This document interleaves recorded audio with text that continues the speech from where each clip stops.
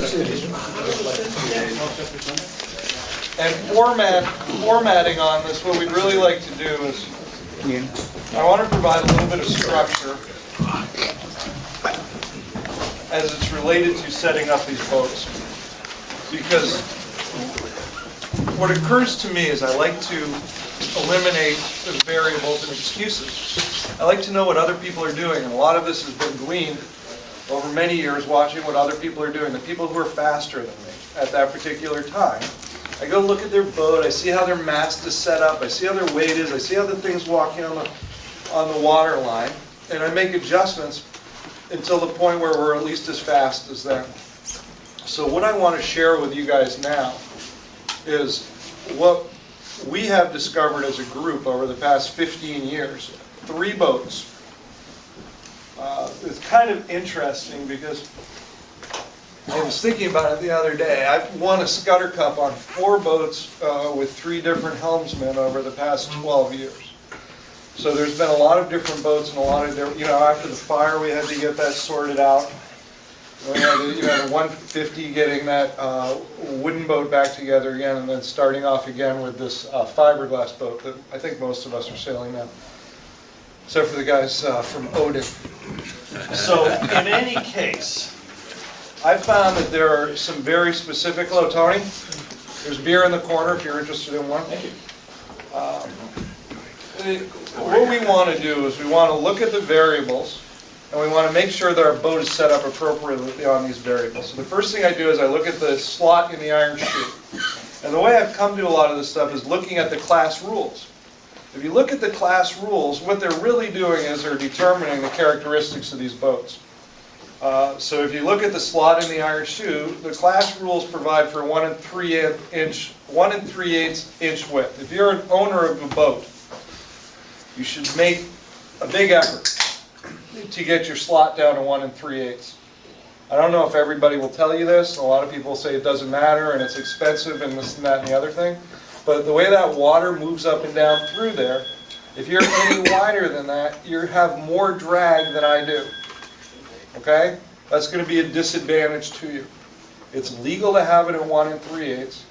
Bring it to 1 3/8, and if you want, you might even be able to straighten it out a little bit.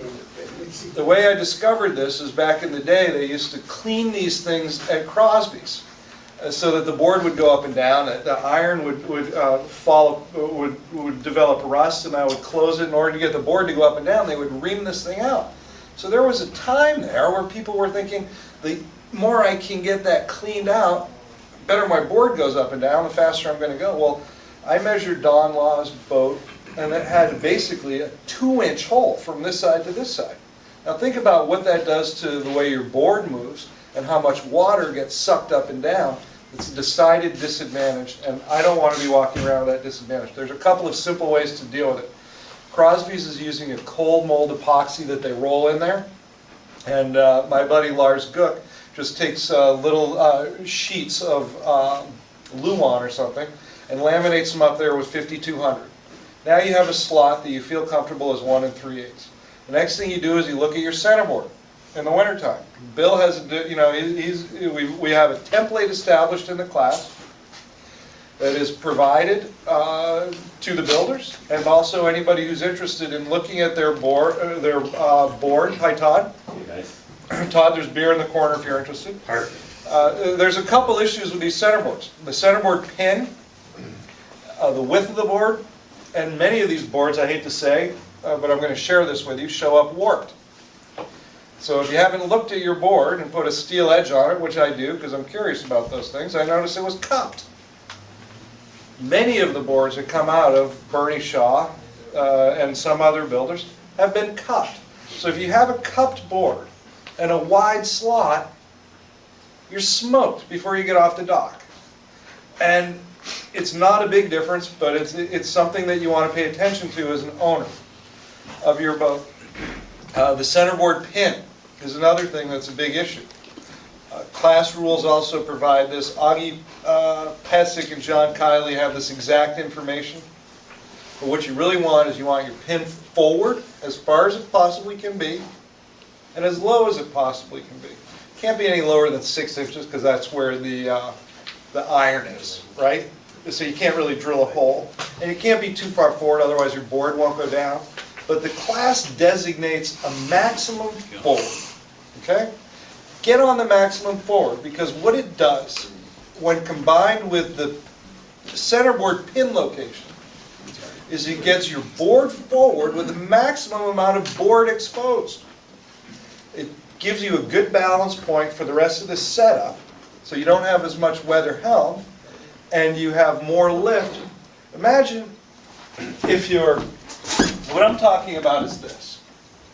Okay, so here's a pin location, and here's your board coming down there. Okay? If you move this back, and that pivot's there, look at what happens to your board. It only goes down that far, and the center of effort is further back. That's not good.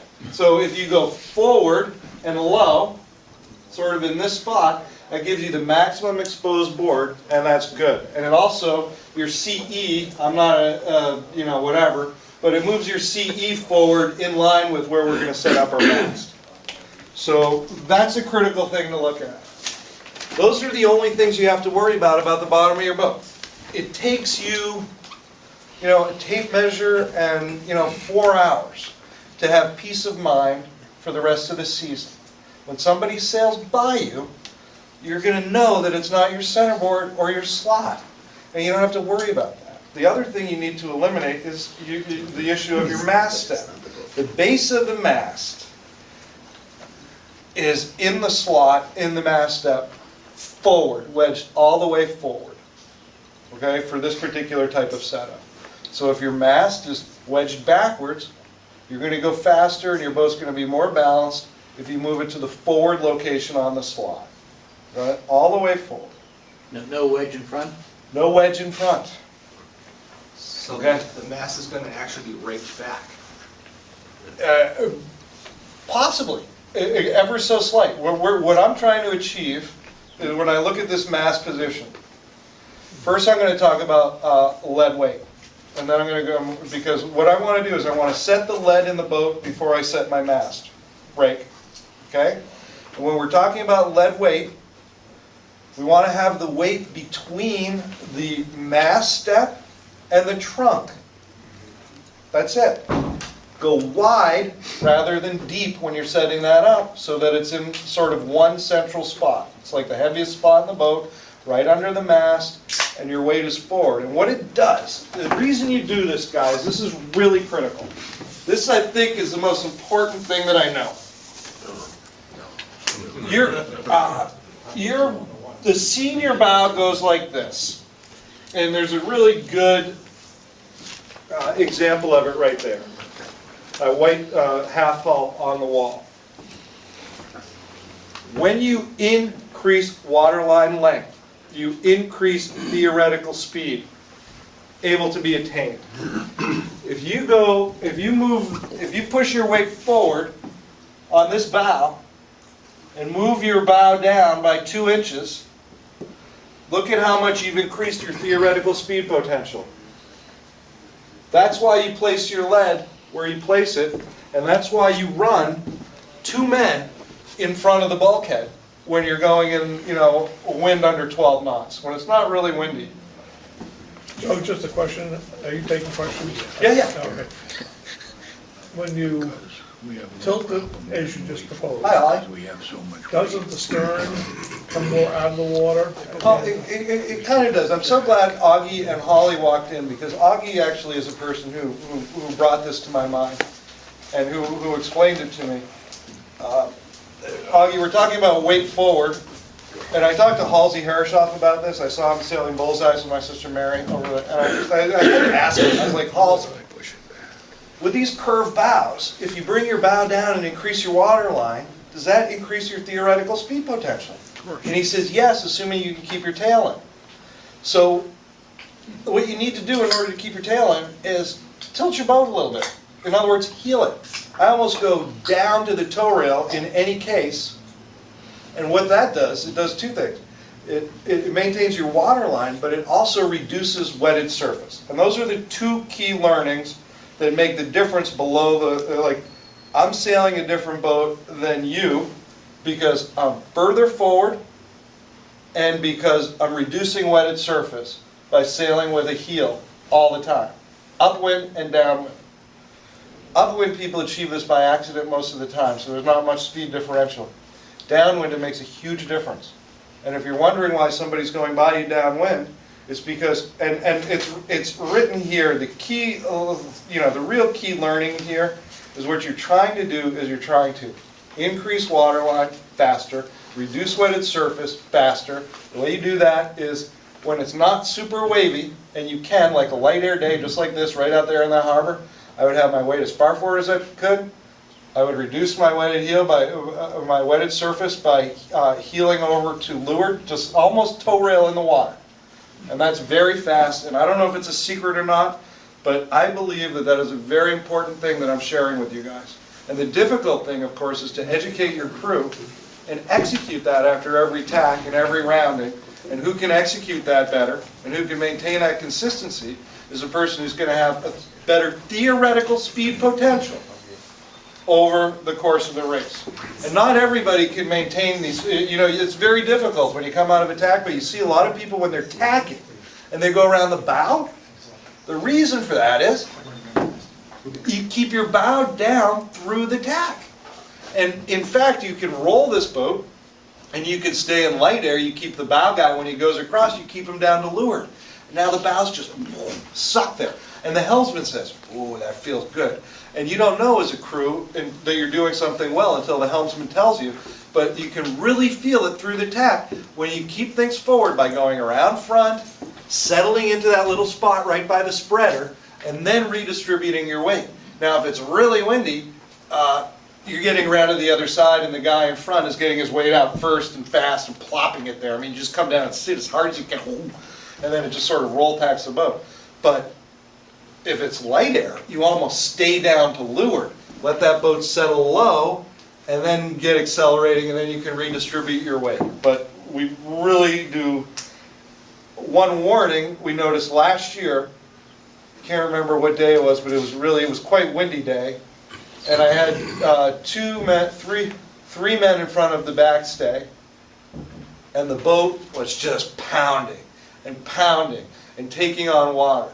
And it turns out that when it gets above, say, 12, 13, when the wind and the waves get bigger, you want to basically go to a neutral boat, not bowed down, because it's nice to have that big bow to keep the water from going everywhere. Everything's flat. And what you're doing is you're minimizing pitching.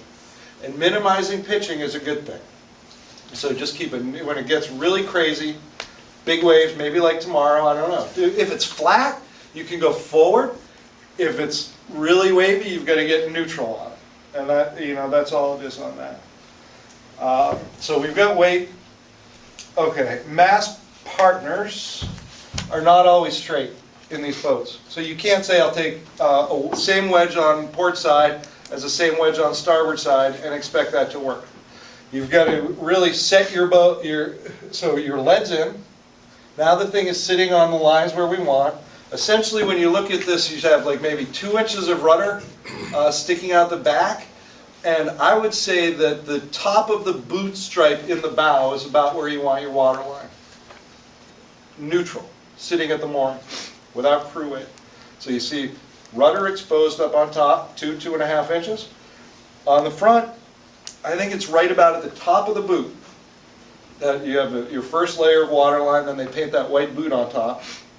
And right at the top of that boot is essentially where our boat rests at the mooring. So with that set up on the bottom, now you're setting your mast straight up and down. So rather than raking back at that setup, it's really plumb at that point. But I think your comment was correct. So Non-Bertha wedges. Well, the biggest pain in the ass every year is getting the damn well. It used to be getting the lead. And it is. I haven't got my wedges done for tomorrow yet, and it's been bugging me for so long. But the way to deal with this is you set your mast up. I do straight up and down. Some people, Augie, what do you do? Do you straight up and down now, pretty much? In terms of 4.5. Yeah. Yeah. Yeah, it's pretty much straight up and down, I think, is the modern thinking on this. So you get it set up straight up and down. You get it set up laterally so that it's going straight up and down. It takes a lot of eyeballing, a lot of looking up, looking around. Do you hang plumb lines, Alex? No, it doesn't. You just eyeball Just it. get easier eye. Yeah. Just eyeball it. And then I think, what I do is I sort of get the forestay adjusted, 4.5. I sort of tighten up the backstays, not really tighten them up, but those sort of stabilize things and then crank on the sides. One thing that I think is rather important is the, I go with 30 on the lows, or somewhere around there, on the side stays. I've quit using a gauge, but one comment is it's nice to take the boom out of the boom crutch because it's typically laid off to one side of the cockpit. So you center line. That's a real secret. The boom, so it's balanced out. So it looks balanced, but your eye is the best tool you have with us for the. Yeah, that's great. So that's not included in the notes, and I think it's very important. Once you have the wedges set, number the wedges, Yeah. mark the bow, and then mark which is port and which is starboard, so that you don't end up putting the bow in the right place and going the wrong direction. Yeah, Augie, I So believe, it's has real numbered easy and to- laced, right? Yeah, we actually drilled a hole through each wedge and a nice long piece of string. There's nothing worse than being on deck and you drop one through. Oh, you're so right. Yes. So just has a washer on either end and they all lay out. It's a great program. So that, these wedges, as everybody around is talking about, is critical. Up and down, side to side, you just pretty much want to start that. One other thing I wrote in here is a rudder post. A lot of people have play in the rudder post. It's nice to be able to eliminate that, and a very simple way to do it is you just cut a hole in a piece of plastic, a plastic sheet, and that fits tightly around your rudder post. And then you can, sort of layer that in between a piece of wood and the does that work pretty good, Ox? Or Yeah, other methods? It's other methods. I mean, if you're going out and you just want to try it, you want to get a slop out Yeah. of the tiller. If you take like the cable tie and cut the tail off and just jam it down the hole between the rudder post and the sleeve itself, it'll just eat up space and take the rattle out. You know what I mean? Just Yeah. And it's nylon, it'll consume itself over time, but you just jam some and get rid of it. Yes. Wow, wicked secret. And if anybody wants to know, the angle of the rudder post is 20 degrees. So when you drill the hole, it's 20 Get your hole cutter and cut through at a 20 degree. We've got Teflon. We got Teflon bearings. And at that the really top. does work well, Yes, it and it's a does. simple, elegant, and not very expensive Bowden's got it now, solution. so, yeah. Okay, so the other issue that I don't know, that I haven't seen too much of this, and I read this in a book that was published in 1930 when they were using wood mass everywhere, and it's really related to the spreader angle and the shroud angle. And the idea is that you're supposed to have an equal, this is an equal angle here and here. And you have to tip your spreaders up a little bit to achieve that. And I call it a perky spreader, and I really like to sail with a perky spreader because I think it's fast. If I look at somebody that don't have a perky spreader, I'm not even worried about them. I don't care what anything else is. It's just my thing. I believe this is also really cool and really critical. If you sail with a flat spreader, I figure I'm going to sail by you, so I really don't care about that. It's going to fail. It's going to fail. It's going to slide down. Yeah, it does slide down, and that's what happens. So, and the mast will fall down if the spreaders fail. Tucker, do you have the rest of that thing I want to get into? I think that covers the basic boat in terms of setup, and I just wonder if anybody has any questions or would like to make a comment or would like to contribute something to the boat setup aspect of things. I went down to Crosby and asked them actually about my centerboard, having it filled, and they told me there was a class rule and they couldn't do anything with it. They told me that 2 years ago. Augie, I think you were checking with them at the same time. Oh, yeah, no, it's, there's been a whole. It's perfectly fine to get the curse out of your centerboard, Oh. I think. We were talking earlier about this, sometimes they cut hogs. No, I'm talking about the actual slot. I was going to have them fill the slot. I'd read in another 1 magazine. 3/8 is a number. It can't be narrower than 1 3/8. So how do I, So cross, that might be that size. I mean, that's why they suggested not changing it. Measure it yourself. okay. Or just confirm it with them. Yeah, it's a pretty sticky it's a really important measurement. And what can happen is you can you can fill all the way up to the top of the iron chute. So you've got 6 inches at 1 3/8, and that really does bear on the board a little bit. And, one of the problems I've noticed with these boats is that the board does bang around, and it's really irritating. And one good thing is to make sure your board is as wide as it can possibly be. I think it's 1 1/8, and that your slot is as narrow as it can possibly be. I think that's 1 3/8. Go ahead, Austin. Well, I was just gonna say, I thought you could only modify the slot if there was wastage.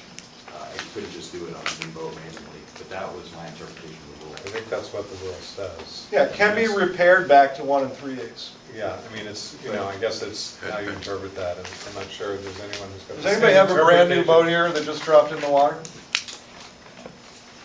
I would say, I'm not an interpreter of the rule. Yeah, that's what the rule says. If there's wastage, and it's, I guess if this board goes up once and down once, there is some wastage. Well, the wastage that we're talking about is we talked about the iron keel and the way it interfaces with the salt. And then you that closes up, and then you scrape that down at the end of every year, and that relieves some of the iron away from the inside of that slot. And Alex, before you got here, I said I noticed Don Law's boat back in the day was almost a 2-inch hole in there from that, back in the day when they used to just ream that thing out to get the boards to go up and down, particularly in old wooden boats.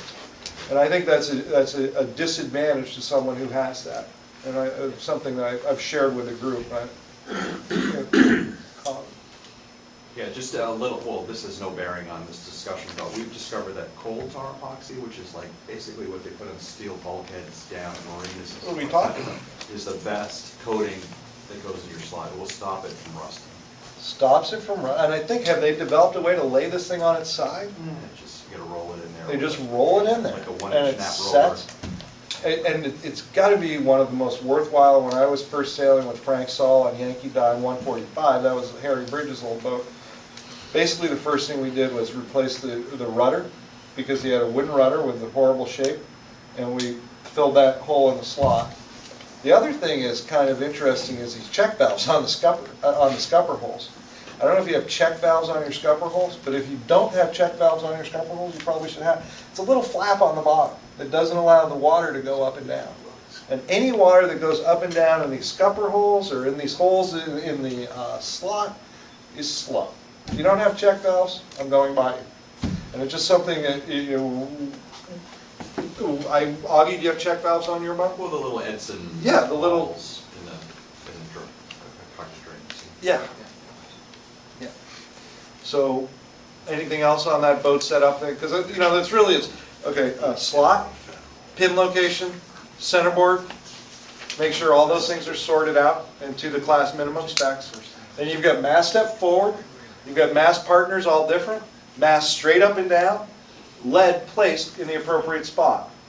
Okay, and instead of going fore aft with the Augie, I'm thinking between the mast and the trunk, and out rather than fore and back in terms of stacking. It's the way I do it. There may be a different. Just so it doesn't move around. You don't want it to move Just around. jam it in there. What Okay. I discovered is like an old like carpeting pad, like that kind of woven foam stuff Oh, yeah. in there, keeps it from sliding You're around. talking, it's about 6 foot, there's about a 6-foot area between the mast and the front of the centerboard trunk. I don't think so. I think it's pretty small. Even small, but Yeah, like 3 foot.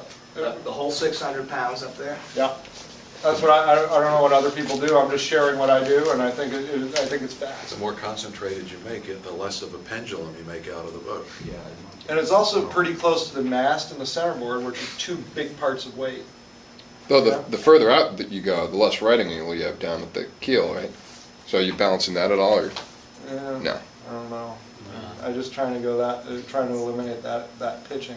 And if it gets really light, and I'm trying to increase my water line, I've got to send a crew member down there to hug that mast. Hopefully they're good and hungover. No, but they do that in jail. Tony does that on our. So Tucker, I don't know if Tucker's still here. Do you have it page 2? Because I want to go into this whole sales situation. The sales situation that I want to talk about, and I read this Tom Whidden a long time ago, who's a good sailor, is he talks about the sail plan as being all together. what you're trying to do is accelerate the flow off the back, on the back of this main. Thank you, Tucker. What have we got? Okay, so we've got the trim the hull, crew weight, angle of heel, sail trim. Okay, trim both sails together. Upwind, the goal is to accelerate the flow along the back of the main. So what that leads me to believe is don't over trim the jib. A lot of people are talking about this Venturi effect and how it, how it accelerates flow through the slot. That's totally wrong.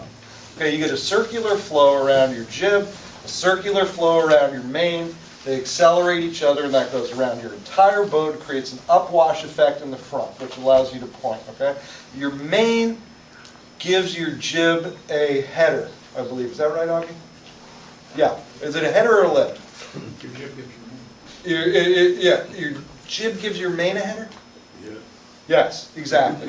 Which is why you trim your main in tight and keep your jib loose. Okay? If somebody says we've got a point, trim the main, ease the jib.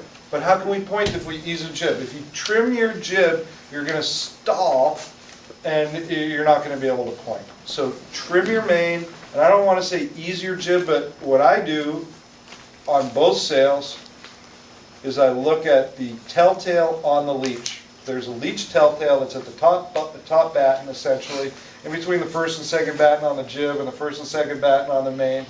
And we yell and work at every moment to keep flow on both of those.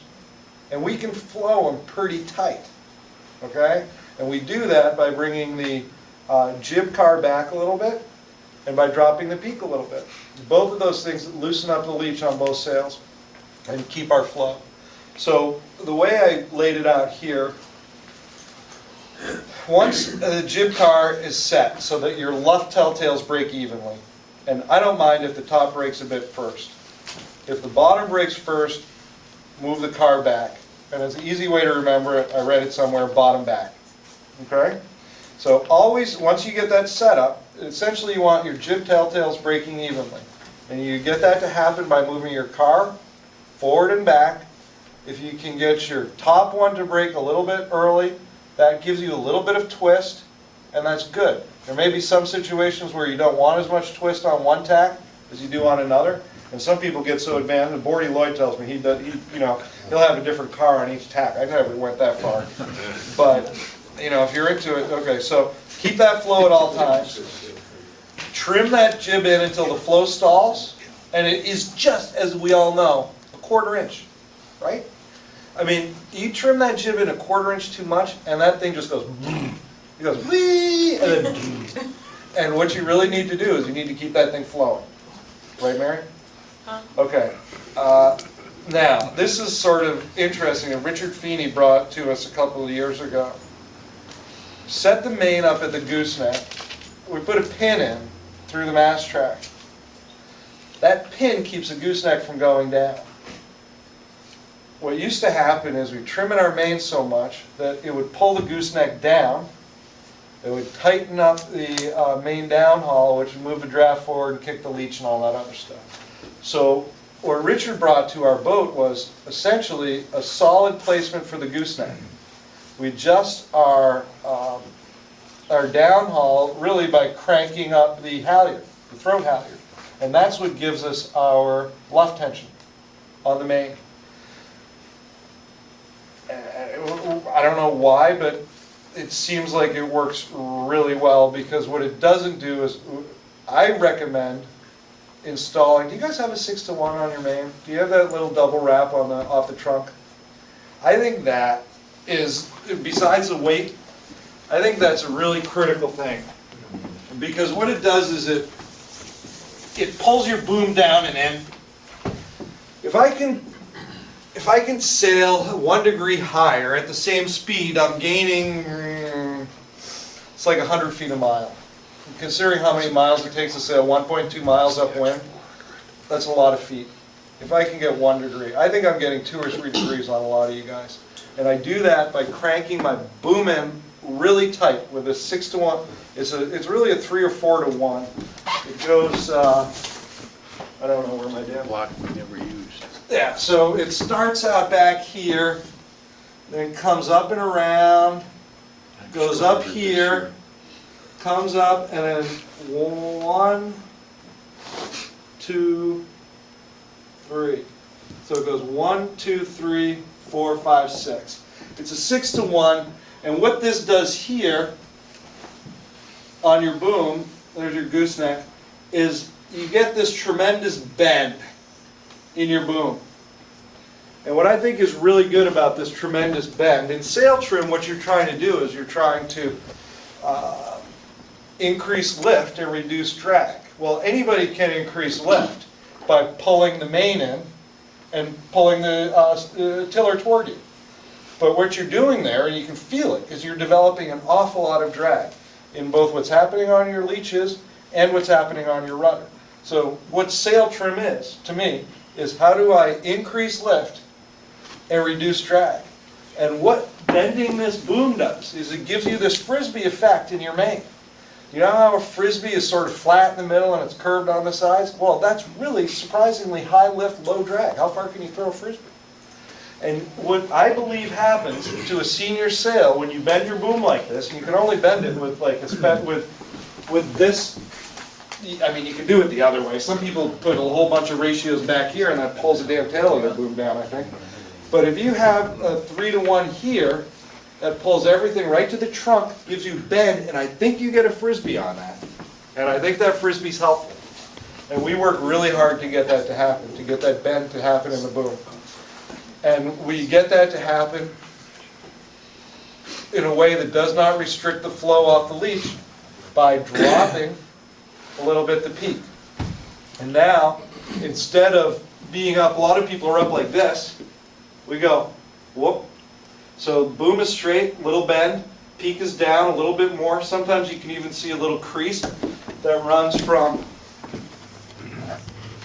here to here. And it's almost like you're sailing 2 different sails, right? You've got this part of the sail, which is sort of twisted off depending upon whether you want a lot of point or whether you're in big waves or something like that. And you have this bottom part that is essentially frisbeed right in here, and that's wicked tight. And I put actually some telltales that go along here, and I see beautiful flow, and here's my little perky little flower right there. And, you know, to me that's a really good setup, is tight on the bottom, and then drop the peak off a little bit so you maintain your flow. The thing is, you cannot get there right away after attack. You have to build speed first. And the way to develop lift in these boats is you flow the thing so your underwater appendages give you lift. You have 3 degrees of weather helm. That's the opposite of a sail. So now it's like this, now it's like this, that's lifting you that way. So this weather helm at 3 degrees actually lifts you. So you tune that up. If 5 degrees is too much drag. But at 3 degrees of weather helm and the boat moving fast is actually giving you lift. It's not your sail's actually pulling you the wrong way, right? And it's the resistance of the hull going forward that's lifting you up. So the important thing for lift is to go fast. Once you have full acceleration, maybe it's 6, maybe it's 10 seconds after attack, and you start rolling, then you can crank that thing in the last little bit without, because you can't get there. You can't get to 4th gear from 1st. It just dies. What you really have to do is build this thing up after attack. So you just come out of attack. There's no frisbee. It's loose, flat boom. Everybody's out on the rail, jib set, main's coming in, we're flowing. Somebody feels it in their pants. Okay, we've got some good speed. Now we can crank it in a little bit more. Don't mess with the jib, just a little bit on the main.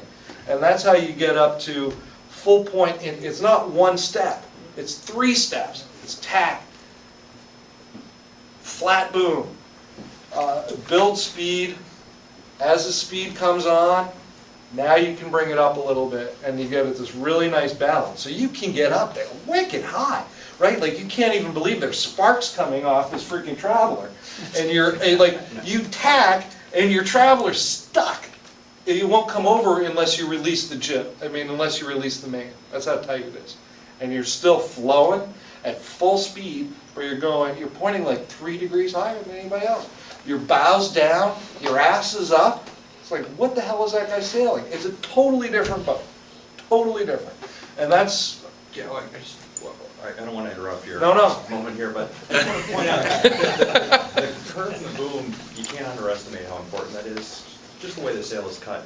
And one thing that I see all the time is the forward block on the boom itself should be directly over the block on the centerboard trunk. A lot That's of right. times they're aft. That's right. Boatyard doesn't care where they put them. No, Augie, And- you're exactly right. And that's what, you know what is important about, because that allows this thing to flow up. You're exactly right. Well, and it makes it easier for the crew to get through the cockpit. Instead of compressing the gooseneck, you're actually pulling the middle of the boom down, and you get nice curve. And curve is key. Joey, going back to Boydie Lloyd years ago, 20 years ago, whenever, they used to use boom bangs, and what you've done is reinvent the boom bang without Yeah. using a boom bang. Yeah. And that's exactly what you've done, and it works. But Jack Fallon didn't like the boom bang. I think it's a Frisbee thing. I really do. Yeah. Same, exactly the same thing. If they stopped using the boom bangs, it was pulling the ribs out of the boat was the problem. Then it's doing the wooden bangs, you know. Well, in I thought it this was case, you snapping can the use the boom. trunk. Okay, so make a star on that because that's important. Where are we? Okay, so I want to talk conceptually. What you're doing is maintaining flow off leaches, both of them. Building speed and trimming over time. High lift, low drag, Frisbee shape. That's concept, and I think it's important to understand this whole idea of sail trim concept, because every day is a different day. There's a perfect trim for every condition, and the condition is constantly changing. So what you need to understand is conceptually, what are we trying to do? We're trying to flow our leaches, we're trying to reduce our angle of attack, right? And we're trying to move the boat through the water, because moving the boat through the water is what gives you lift. It's not the sail that gives you lift, it's moving the boat through the water. Okay, so that's conceptual. Keep wind free flowing around entire sail plan, make sure both leaches are flowing most of the time. Properly trimmed jib accelerates flow on the back of the main, which increases lift. Okay. Sailing downwind, when I was sailing with Holly, I had this thing, I read Buddy Melgis's book, Sailing Smart, thought I was a freaking genius. And this whole concept was downwind, ventilate these sails, right? Because Buddy says if you're sailing dead downwind, and the only thing that's happening is the wind is blocking your sails, you're just sailing. If you can ventilate, in other words, if you can get your telltales to start moving, either forward or back, you're accelerating that flow, and you are going faster through the water because of it. And there's one, okay, so this whole idea of ventilating sails is, all right. So with the spinnaker 2, you can also ventilate. You get your spinnaker, and what I do right under the number is I put this little telltale. There's one on each side. If they're hanging like that, you're not ventilating. If you ease your sheet, you get one of these or the other to point in any direction, and now you're even ventilating your spinnaker. The reason I know that's fast is because I was sailing into Halifax with Ricky and Lonnie Burns, and they had one of those on their boat, and I was playing the spinnaker, and I looked at the speedo when the thing started dancing, and it was shocking how much faster. It was over knot faster with that thing dancing. So I would recommend putting a telltale on your spinnaker and making sure that you ease that thing out so that you can get at least one of those telltales to flow off horizontally. Oh my gosh, it's Stuart Roach in the house, coming up right now. This is outstanding. Okay, so I say side stay tension at 30. Some people agree, some people disagree. George Largay, in my opinion, was one of the fastest guys I've ever seen out there. That 202, Tim Wadlow and George, and I couldn't figure out what they were doing. So I had to go before Hyannis one day and see what their side stay tension was, and I put a gauge on it. The damn thing was 32. Guess what? We put our side stay up to 32, and now we're keeping up with George. So I think that's an important number. I don't know really why, but I think it's important, and there's a simple gauge for that. So in order to sail well, now we're talking a little bit about sailing. And I don't want to talk about tactics. What I want to do is go into another session on that and sort of wrap this thing up. But it's really important as a group on your boat to think about shifting gears. And what happens when you sail into a hole? Or what happens when a puff comes? Or what happens when you see a puff coming and you anticipate? And if you think about Edgartown, you know, and these things rolling down, these puffs rolling down Cow Bay, and if you can stay connected to that puff through awareness and working up a little bit, somebody who's not connected just all of a sudden goes away. And you lose boats and boats, and many of us have been lost, and many of us have gained. And you know, you're like, whoa, what have they done? They just stayed connected to that ship. And it's being aware of what's going on and adapting yourself and your boat to those conditions. Richard, stay up in this puff because these guys down below are falling off. That is really good information for a helmsman to have. And it's a really good way to all work together to get your boat set up so that you're doing that. What do? Trim a little bit, peak up a little bit if you have to. Don't bring in the jib because it's going to kill you. So, okay, so here we go. 0 to 4, you want flat sails, 1 crew forward, and to leeward below, 2 people forward of the bulkhead. 5 to 9, build shape into your sails, 1 person forward and below, 2 people forward of the bulkhead. 9 to 12, full power, still keep 2 people forward of the bulkhead. I'd say 12 plus, start to reduce shape to depower, 1 person forward of the bulkhead. That'd be your jib trimmer, your foredeck guy. Everybody else would be behind at that point. 0 to 10, this was another key learning from Carl and Heather Gregg's brother. No backstay upwind under 10 to 12 knots. Kind of interesting, huh? It really makes a difference. I don't know, I think what it does is it keeps maybe your jib a little bit fuller. I don't know if you guys go with this. Holly and I have done it sometime. I don't know what your thoughts are there, Oggs, but we found that, you know, 0 to 10, I just tape my damn backstay, and I don't use it until I go downwind. And so, light and lumpy, you know, all of a sudden you sail into a hole and the wind goes away. And there's a lot of waves left over from that big wind, okay? It's just a simple thing. First you recognize, light and lumpy. Crikey, we got to get out of this thing. Ease, add shape, and twist. Twist is what happens, you know, you just ease your main or drop your peak to develop twist, okay? Weight, tight, together, really important. You don't want somebody sitting in the front of the boat, somebody back. It's like Alden's Little Indians. We all want to be huddled together, all the way together. Everybody, you know, just, it's really important, particularly when the boat's pitching, because it minimizes all that stuff. So those are the things, light and lumpy. Recognize it, ease your stuff into it, and then keep your weight nice and tight and neutral. Big wind and big waves like it's blowing 20. Flat sail, downhaul, outhaul the whole way, and a lot of twist. I didn't realize what this twist does, but when your boat is going up, the twist in your sail is pushing the mast forward and over the sail. When your bow is going down, that depowers. So this twist reduces pitching. If you do a twist and trim, now you're just rocketing through these waves and you look like a genius, and it's just the way your sail is set up. So that is a really critical thing. Key theory upwind, maintain leach flow, trim boom and tight, drop peak to maintain flow, outhaul and downhaul are key and sensitive controls. Both affect depth and location of draft in the sail below through it. You know, there was a lot of people that sail around. I was talking to Penn about this, Penn Edmonds. You know, I don't know if it's because of Carl or whatever. We all sail with these little scallops on the base of our main, right? Some people would say that that's really reducing the surface that you have to work with. So what you should do, I think, and what I'm going to try to do a little bit of, is maybe not carry so many scallops on my boom, and see how that works out. You know, setting the peak outhaul, it's got to be neutral. I think it's better to be slightly tight because of that whole idea of shape up at the top kind of weirds me out. I think it's better too tight than too loose. And I think, you know, but you know, if anybody, I wish somebody else would take the floor. If anybody has anything to contribute, well, let's have a discussion about it because I'm about out. Just, I might have missed it, but what about crew placement when you're on a spinnaker run? Oh, excellent. Okay, downwind, super critical.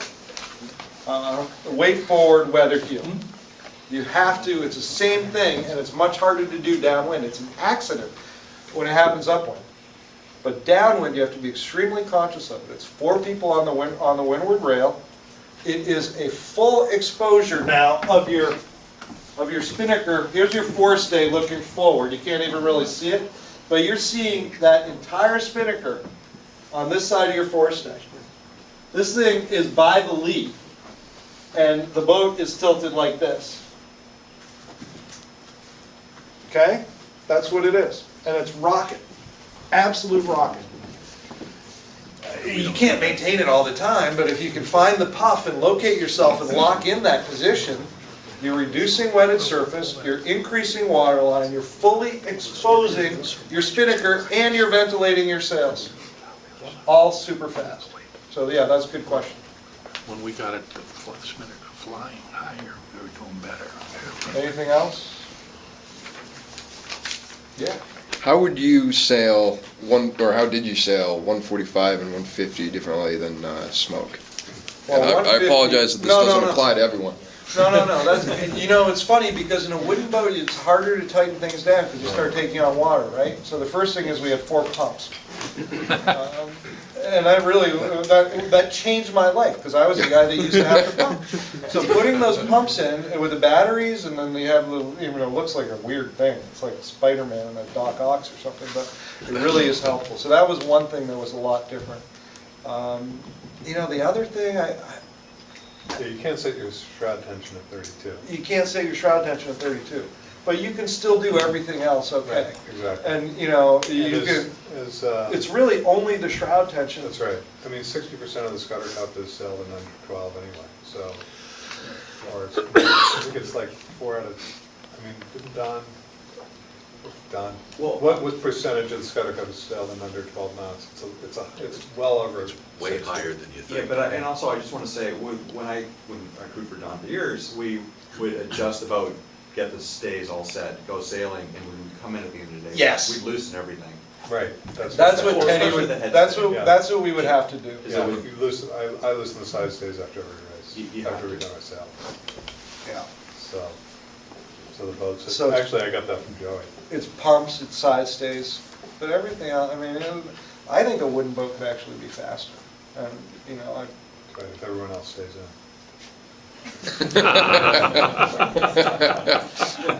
And 145 was significantly faster than 145 was a bloody fast boat, and 150 was stored on its keel. So that was a pig because it sat down, and what it had was a hollow ass. It was a modern miracle we won with that boat, but there were a couple of shortened races, and we were sailing with Kevin Kane, who's a brilliant sailor, and that was an amazing series. We won that damn thing. But I don't think there's that much disparity in speed. I think that our wooden boat 145 was faster than 188. I thought when they were both on the race course together, and because I think it's really about length and width. I think you could have a narrower wooden boat and maybe slightly longer too. And I think these fiberglass boats were an average of the 6 best. They weren't the best. And I think there was a little bit of variation built into every one of those boats. And I know 145 was a bloody freaking fast boat. I don't know about the others, but I think there's a difference between the boats. Anything? Stu? Great to see you, bud. Oh, certainly. You got your crew ready for tomorrow? Hopefully, we'll see what happens. Actually, maybe I will ask you a question. If you have any tips for the peak outhaul, if you set it up for light air, suddenly the breeze comes on, is there anything you can do in terms of either, cranking the peak up higher to tighten that? Well, I'll tell you one thing that does affect your peak outhaul tension is your downhaul tension. That pivots on right? I think my question is, you're saying, you've is got there a way 5 to minutes to the compensate? start, oh my God, it looks like the peak's too tight or too loose. What do you do? Drop Do the you make- freaking peak and retie it. And retie? Yeah. Don't And we go the sometimes day fight like about it. hoping it's all right. No, it makes a big difference. Right. It's weird. It's kind of a critical adjustment that you don't have to change all the time. You just need to get it sort of right. I think set it and forget it, right?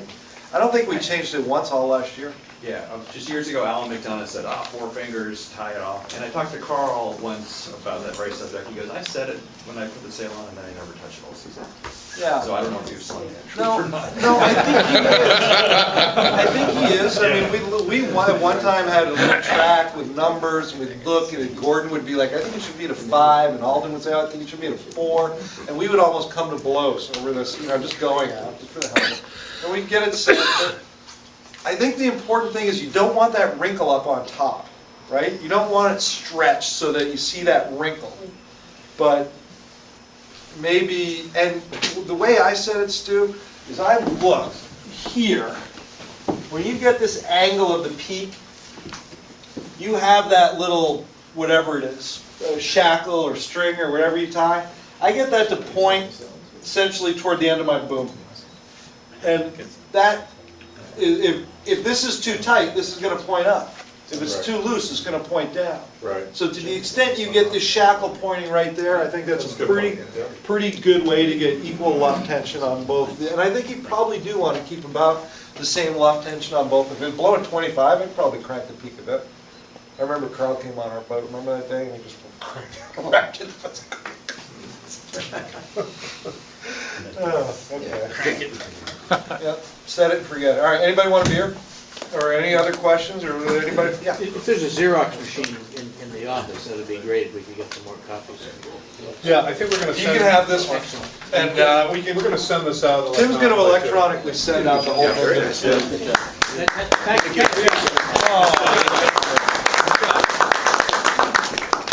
I'm excited to go sailing tomorrow. It's going to be good. The good news is I get to drive this year, so you don't have to worry. Whoa. All right. I hope your insurance is paid up.